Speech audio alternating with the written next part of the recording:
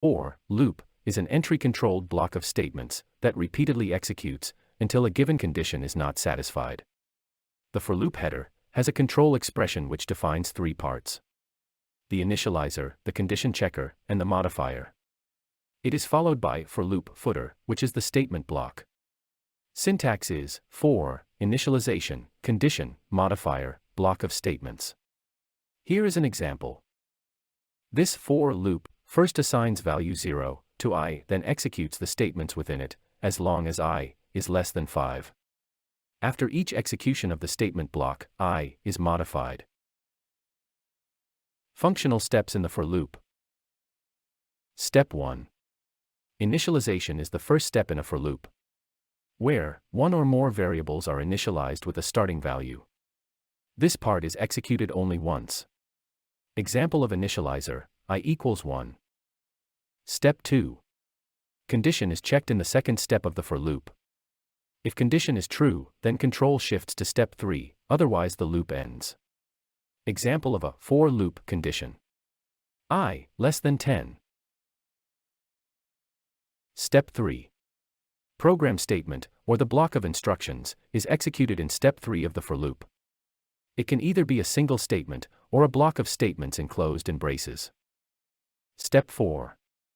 Modifier alters the looping condition, usually by increment or decrement of the initialized variables. The control then shifts to step 2, followed by steps 3 and 4. Example of modifier: ++I. Now let's look at the implementation of the for loop. Here is program 19. Requirement is to print the range of n integers using for loop. For example, if n equals 3, print -3, -2, -1, 0, 1, 2, 3. We have here the program code. It's saved as 19.cpp. On line 5, I declare two integer variables, I and n. I is assigned value 0. On line 6, we prompt the user to enter a number. The user enters number 2. The cin command stores this to variable n. On line 7 we print the message, integers up to 2 are. Program control next shifts to the for loop. We first initialize I equals minus of n. Then the condition is checked. Here we check if I is less than or equal to n, I is -2, and n is 2. So I is less than n. Control shifts to cout statement within the loop. On the output screen, a comma is printed followed by I, which is -2. Control now shifts back to the header of for loop. And then to the modifier, which says ++I, 1 is added to variable I becomes -1. Then the condition is checked. It's checked if I is less than or equal to n, I is -1, and n is 2. So I is less than n. Control shifts to cout statement within the loop. On output screen, a comma is printed followed by I, which is -1. Control then shifts back to the header of for loop.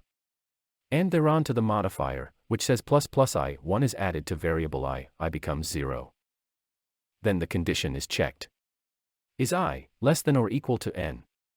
I is 0, and n is 2. I is less than n. The program control shifts to cout statement. On output screen, a comma is printed followed by I, which is 0. Control then shifts back to the header of for loop. And thereon to the modifier. 1 is added to variable I becomes 1. Then the condition is checked. Is I less than or equal to n? I is 1, and n is 2. That means, I is less than n. Program control shifts to cout statement. On output screen, a comma is printed followed by I, which is 1. Control then shifts back to header of for loop. And then to modifier. 1 is added to I becomes 2. Then condition is checked. Is I less than or equal to n? I is 2 and n is 2. So I is equal to n. Program control again shifts to the cout statement. On output screen, a comma is printed followed by I, which is 2. The control then shifts back to header of for loop. And then, to the modifier.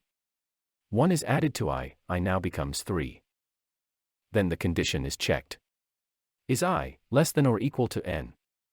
I is 3, and n is 2. Now, I is neither less than nor equal to n. So the control quits executing this for loop and shifts to end of the program. On the output screen, we have printed all numbers within the range of integer 2. Let's now look into some common improvisations that we do with the for loop. For loop without control expressions. In a for loop, the initialization, condition, and modifier expressions can remain empty. Let's look at this first example. It comes with a blank initialization. In the second example, it comes with blank initialization and blank modifier. In this third example, the initialization, condition, and modifier are all blank. This is an infinite loop, and the system hangs. You will need to press Ctrl+C to exit such infinite loops. For loop with comma-operated control expressions. The comma operator can be used to specify multiple expressions within control expressions. In this example, we have two initializations. Int n equals 0, comma I equals 100. There is only one condition. And there are two modifiers. n++ and I-. It executes 50 times, and prints, from 0 to 49. The loop stops executing when n equals I equals 50. Create a program, and check it out. Next, also try this out. It executes, infinite times. Can you find out why? Create a program, and check it out. Just cautioning you. Remember the keys Ctrl+C. We are next moving over to the jump statements, which are unconditional control structures.